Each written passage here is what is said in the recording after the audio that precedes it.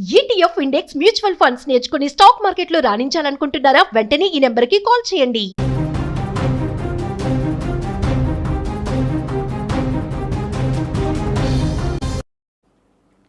తమిళనాడు రాజకీయాల్లో సంచలన నిర్ణయం తీసుకోవడానికి టీవీకే పార్టీ అధినేత విజయ్ సిద్ధం కాబోతున్నట్టుగా తెలుస్తోంది. ఇవాళ సిపిఐ, సిపిఎం, వీసీకే పార్టీలు విజయ్ కు మద్దతు ఇచ్చే అంశంపై నిర్ణయం తీసుకోబోతున్నారు. ఈ మూడు పార్టీలు విజయ్ కు సపోర్ట్ ఇవ్వని పక్షంలో విజయ్ తదుపరి కార్యాచరణను రెడీ చేసుకోబోతున్నారు. డిఎంకే అన్నా డిఎంకేల మధ్య పొత్తు కుదిరితే మూకుమ్మడిగా టీవీకే పార్టీ ఎమ్మెల్యేలతో రాజీనామా చేయించేందుకు విజయ్ సిద్ధంగా ఉన్నట్లుగా తెలుస్తోంది. ఇవాళ తమిళనాడులో రాష్ట్రాన్ని కుదిపేసే రాజకీయ నిర్ణయాలు జరగబోతున్నాయి.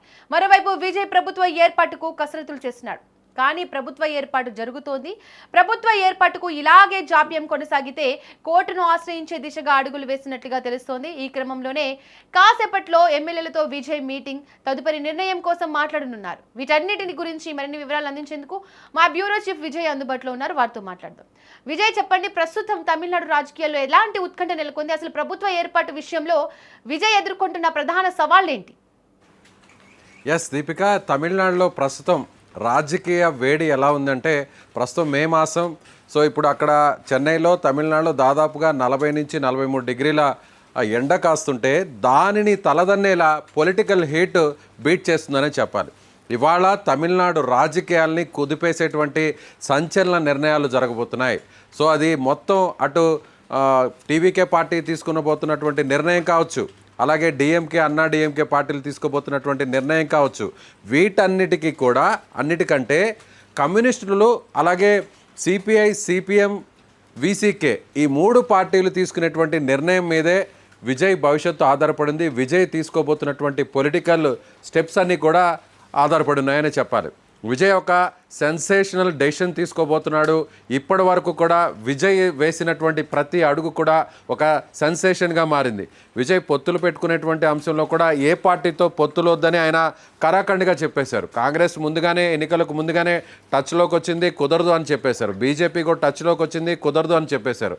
అదేవిధంగా అన్నా డిఎంకే కూడా పొత్తుకు ప్రయత్నించింది, కుదరదు అని చెప్పారు. సో సింగిల్గానే పోటీ చేశారు. సింగిల్గా పోటీ చేయడం వల్లే ఇవాళ సింగిల్ లార్జెస్ట్ పార్టీగా 108 స్థానాలను విజయ్ కైవసం చేసుకున్నారు. అయితే ఇప్పుడు 10 స్థానాలు తక్కువ కావడంతో ఆ 10 స్థానాల చుట్టే ఇప్పుడు రాజకీయం, తమిళనాడు రాజకీయం ఒక్కసారిగా దేశవ్యాప్తంగా సంచలనంగా మారిందనే చెప్పాలి.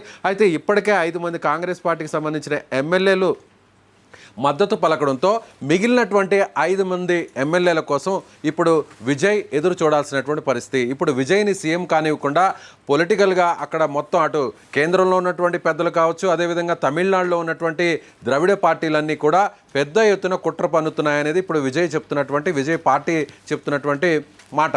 అయితే ఇప్పుడు విజయ్ ఒకవేళ ఇవాళ సిపిఐ, సిపిఎం, వీసీకే ప్రస్తుతం వామపక్ష పార్టీలన్నీ కూడా సిపిఐ కార్యాలయంలో ఆ ఎమ్మెల్యేలతో ఆ పార్టీ నాయకత్వం సమావేశం నిర్వహిస్తుంది. సిపిఎం కూడా అక్కడ ఉన్నటువంటి ఎమ్మెల్యేలతో సమావేశం నిర్వహిస్తుంది.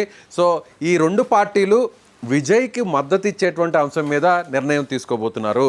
ఒకవేళ వీళ్ళు కానీ విజయ్కు మద్దతు ఇవ్వకుండా వేరే ఇంకో రకమైనటువంటి ఆలోచన చేస్తే అప్పుడు విజయ్ నిర్ణయం అనేది చాలా కీలకంగా మారుతుంది.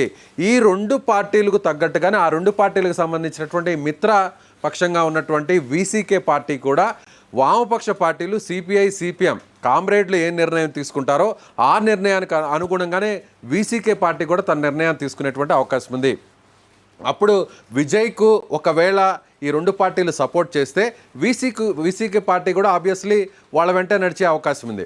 అప్పుడు సిపిఐ దగ్గర 2 స్థానాలు, సిపిఎం దగ్గర 2 స్థానాలు, వీసీకే దగ్గర 2 స్థానాలు, అలా మొత్తం 6 స్థానాలు విజయ్కి దక్కేటువంటి అవకాశం ఉంది.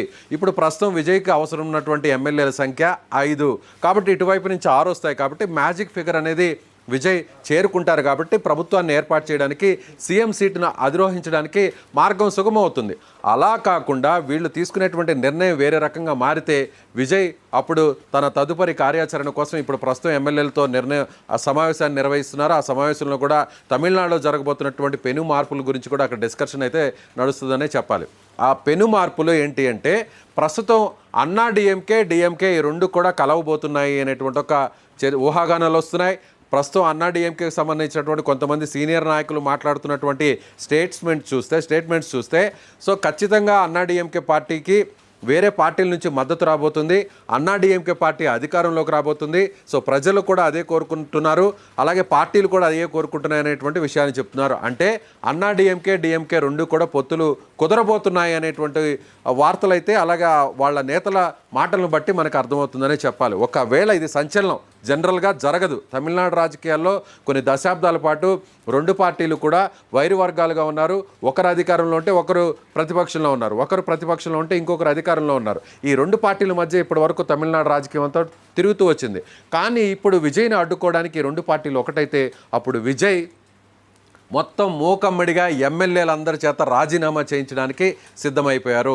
108 మంది, అంటే తాను 2 స్థానాల్లో పోటీ చేసినటువంటి స్థానానికి తిరిచి ఈస్ట్ నుంచి ఆయన రాజీనామా చేశారు. కాబట్టి ఇప్పుడు ఆ ఎమ్మెల్యేల సంఖ్య 107 అయింది. కాబట్టి 107 మంది ఎమ్మెల్యేల చేత మూకమ్మడిగా రాజీనామా చేసి పోరాటానికి సిద్ధమవుతున్నారు అనేది చెప్పాలి. అంటే అన్నా డిఎంకే పార్టీలు రెండు శత్రువులు ఇప్పుడు ఇద్దరు శత్రువులు తనను అడ్డుకోవడానికి, తనకు ప్రభుత్వాన్ని ఏర్పాటు చేసే అవకాశం ఇవ్వకుండా చేయడానికి, ప్రజా నిర్ణయాన్ని వ్యతిరేకిస్తూ వాళ్ళు తీసుకునేటువంటి నిర్ణయాన్ని ఛాలెంజ్ చేస్తూ అందరి చేత మూకమ్మడిగా రాజీనామా చేసి అసెంబ్లీకి వెళ్లకుండా చేసేటువంటి ఆ ప్రయత్నాన్ని కూడా ఇప్పుడు చేస్తున్నటువంటి పరిస్థితి. అప్పుడు విజయ్ దేశవ్యాప్తంగా దీన్ని చర్చకు దారితీసే విధంగా దేశవ్యాప్తంగా కూడా ఈ పార్టీలతో పాటు ఈ పార్టీల వెనక కేంద్రం ఉంది. కేంద్రం బీజేపీ పెద్దలు ఉన్నారు. కాబట్టి బీజేపీ పెద్దలు ఇదంతా కూడా గవర్నర్ ద్వారా ఈ గేమ్ అంతా కూడా ప్లే చేస్తున్నారు. కాబట్టి ఇదంతా బీజేపీ చేస్తుంది. బీజేపీ తమిళనాడు ప్రజలను అవమానిస్తుంది, తమిళనాడు రాష్ట్రాన్ని అవమానపరుస్తుంది అనేటువంటి ఒక మెసేజ్ని దేశవ్యాప్తంగా తీసుకువెళ్ళాలి.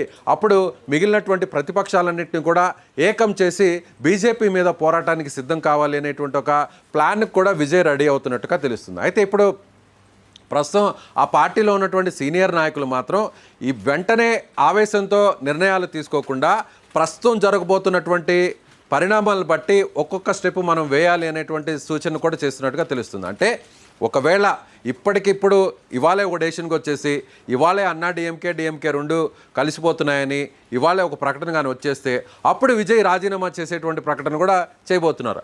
అలా కాకుండా రెండు పార్టీల మధ్య ఇంకా నర్మగర్భంగా లేదంటే తెర వెనుక ఇంకా చర్చలు కొనసాగుతున్నటువంటి నేపథ్యంలో అప్పుడు సిపిఎం నుంచి అఫీషియల్గా తనకు సపోర్ట్ రానిటువంటి పక్షంలో అప్పుడు విజయ్ సుప్రీంకోర్టును ఆశ్రయించేటువంటి మార్గాన్ని కూడా చూస్తున్నారు. సుప్రీంకోర్టు ద్వారా గవర్నర్ మీద ఒత్తిడి తీసుకొచ్చి సింగిల్ లార్జెస్ట్ పార్టీగా తన పార్టీ ఉంది కాబట్టి టీవీకేకు ప్రభుత్వాన్ని ఏర్పాటు చేసే అవకాశం ఇవ్వాలని కాంగ్రెస్ పార్టీ నుంచి కూడా ఇప్పటికే 5 మంది సపోర్ట్ చేశారు. కాబట్టి ఖచ్చితంగా మాకు ఫ్లోర్ టెస్ట్ నిర్వహించుకోవడానికి లేదంటే ముందుగా ప్రమాణ స్వీకారం చేసి ఆ తర్వాత అసెంబ్లీలో విశ్వాస తీర్మానానికి అనుమతినివ్వాలి అనేది సుప్రీంకోర్టు ద్వారా ఒక డైరెక్షన్ తెప్పించేటువంటి ప్రయత్నం కూడా చేయబోతున్నారు. ఏది ఏమైనా విజయ్ ఇవాళ ఒక సంచలనమైనటువంటి నిర్ణయాన్ని అయితే ఇక్కడ జరుగుతున్నటువంటి పొలిటికల్ డెవలప్మెంట్ని బట్టి ఆయన ఫ్యూచర్ స్టెప్ వేయబోతున్నారని చెప్పాలి. దీపిక, విజయ్ ఎన్ని రోజులు బద్ధశత్రువులుగా ఉన్న ఈ డిఎంకే అన్నా డిఎంకే పార్టీలు పొత్తు పెట్టుకుంటున్నాయనే వార్తల్లో అసలు వాస్తవం ఎంతవరకు ఉంది విజయ్? ఇక్కడ ఒకటే నడుస్తుంది. తమిళనాడు రాజకీయం అంతా విజయ్ కేంద్రంగా నడుస్తుంది. విజయ్ని అధికారంలోకి తీసుకురావాలా, విజయ్ని ప్రభుత్వాన్ని ఏర్పాటు చేసే విధంగా పరిస్థితులు అనుకూలంగా మారుతున్నాయా, విజయ్ సీఎం సీట్లో కూర్చునేంత వరకు పరిస్థితులు ఎలా ఉండబోతున్నాయి అనేది ఇప్పటి వరకు జరిగినటువంటి డెవలప్మెంట్. అయితే ఇప్పుడు విజయ్ని సీఎం కానివ్వకుండా టీవీకే పార్టీని అధికారంలోకి రానివ్వకుండా ఏం చేయాలి అనేది ఇప్పుడు తమిళనాడులో ఉన్నటువంటి పార్టీలు ఒక వ్యూహరచన చేస్తున్నాయి. అందులో భాగంగానే విజయ్కి సంబంధించినటువంటి అధికారాన్ని దక్కనీయకుండా, ఆ పార్టీకి దక్కనీయకుండా కూడా కేంద్రం నుంచి వస్తున్నటువంటి డైరెక్షన్స్ని అన్నా డిఎంకే పార్టీ ఫాలో అవుతుంది. ఇప్పటికే అన్నా డిఎంకే బీజేపీతో పొత్తులో ఉంది కాబట్టి, ఈ రెండు పార్టీలు కూటమిలో ఉన్నాయి కాబట్టి, ఎన్డీఏలో ఉన్నాయి కాబట్టి అన్నా డిఎంకే ఇప్పుడు డిఎంకేతో తెర వెనుక చర్చలు జరుపుతుంది అనేటువంటి కొన్ని ఊహాగానాలు వస్తున్నాయి. నేతల వ్యాఖ్యలు చూస్తే కూడా అది నిజమే అన్నట్టుగా మారుతుంది. నిజంగా అదే జరిగితే జనరల్గా ప్రజాభిమిష్టం ఎలా ఉంటుందంటే అక్కడ తమిళనాడు పాలిటిక్స్ ఎలా ఉంటాయంటే నువ్వా నేనా అన్నట్టుంటాయి. ఏదైనా కూడా సిన్సియర్గా అక్కడ పొలిటికల్ స్టెప్ చేయాలి. అలా కాకుండా డిఎంకే అన్నా డిఎంకే రెండు పార్టీలు కలిస్తే ఖచ్చితంగా ఈ రెండు పార్టీలను ప్రజలు వ్యతిరేకిస్తారు, అందులో ఎలాంటి అనుమానం లేదు. కానీ ఇప్పుడు అధికారమే పరమావధిగా ఇప్పుడు అన్నా డిఎంకే ముందుకు వెళ్తుంది కాబట్టి అన్నా డిఎంకే ఒకవేళ డిఎంకేతో కలవడానికి సిద్ధంగా ఉంది అన్నాడీఎంకే పార్టీ నాయకులు పదే పదే ఈ విషయాన్ని చెప్తున్నారు. అందులో ఎలాంటి అనుమానం లేదు. ఎందుకంటే ఆ పార్టీకి ఇప్పుడు విజయ్ అధికారంలోకి వస్తే భవిష్యత్తు ఉండదు. ఇంకా ఉంటే డిఎంకే ఉంటుంది, టీవీకే పార్టీ ఉంటుంది. అన్నాడీఎంకేకి ఇంకా ఛాన్స్ ఉండదు. అన్నాడీఎంకే ఏది ఏమైనా ఇప్పుడు అధికారంలోకి రావాలి కాబట్టి ఏ దారులు తొక్కడానికైనా కూడా అన్నాడీఎంకే సిద్ధంగా ఉంది. అన్నాడీఎంకే వెనక బీజేపీ ఉంది కాబట్టి ఏం చేసినా కూడా చెల్లుబాటు అవుతుంది అనేది ఇప్పుడు ఆ పార్టీకి సంబంధించిన నాయకుల నిర్ణయంగా చెప్పవచ్చు. అయితే ఇప్పుడు అన్నాడీఎంకేతో డిఎంకే కలుస్తుందా లేదా? ఎందుకంటే డిఎంకే కూడా ఒకవేళ ఓడిపోయినా డిఎంకే ప్రతిపక్ష స్థానంలో ఉన్నా మళ్ళీ ఇంకొకసారి ప్రజలు అక్కడ అవకాశం ఇవ్వడానికి ఛాన్స్ ఉంటుంది. ఇప్పటి వరకు స్టాలిన్ తీసుకున్నటువంటి నిర్ణయాలన్నీ కూడా హుందాగా కనిపించాయి. స్టాలిన్ ఓడిపోయినప్పటికీ కూడా, స్టాలిన్ ప్రభుత్వాన్ని ప్రజలు ఓడించినప్పటికీ కూడా, కానీ స్టాలిన్ ఇచ్చినటువంటి స్టేట్మెంట్స్ అయితే మాత్రం చాలా హుందాగా ఉన్నాయి. ఎందుకంటే టీవీకే పార్టీ ప్రభుత్వాన్ని ఏర్పాటు చేయదలిస్తే మేము ఎక్కడా కూడా అడ్డంకులను సృష్టించబోము అని స్టాలిన్ నిన్న ఒక స్టేట్మెంట్ ఇచ్చారు.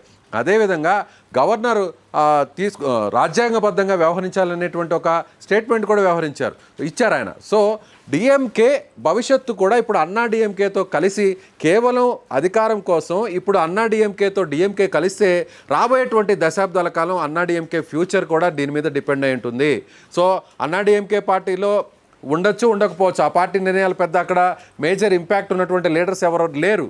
అక్కడ మాస్ ఇమేజ్ ఉన్నటువంటి లీడర్స్ ఎవరు లేరు. కానీ ఇక్కడ కరుణానిధి వారసుడిగా ఒకసారి ముఖ్యమంత్రిగా పనిచేసినటువంటి స్టాలిన్కు అంతో కొంత అక్కడ ఇప్పటికీ ప్రజల్లో ఒక కాస్త సానుభూతి ఉంది కాబట్టి ఓడిపోయాడని మళ్ళీ అది తిరిగి తక్కించుకోవాలంటే హుందాగా వ్యవహరించాల్సినటువంటి అవసరం ఉంది అనేది స్టాలిన్ ఆలోచన. కానీ స్టాలిన్ కుమారుడుగా ఉన్నటువంటి ఉదయనిధి స్టాలిన్ మాత్రం ఖచ్చితంగా డిఎంకేతో కలిసి వెళ్ళాలి అనేటువంటి నిర్ణయాన్ని ఆయన తండ్రి ముందు ఉంచినట్టుగా తెలుస్తుంది. సో ఇప్పుడు ఉదయనిధి స్టాలిన్ ఒత్తిడి మేరకు ఒకవేళ స్టాలిన్ తలొగ్గి అన్నాడీఎంకేతో కలుస్తారా లేదా అనేది కూడా ఇవాళ ఒక డెసిషన్ అయితే రాబోతుందని చెప్పొచ్చు.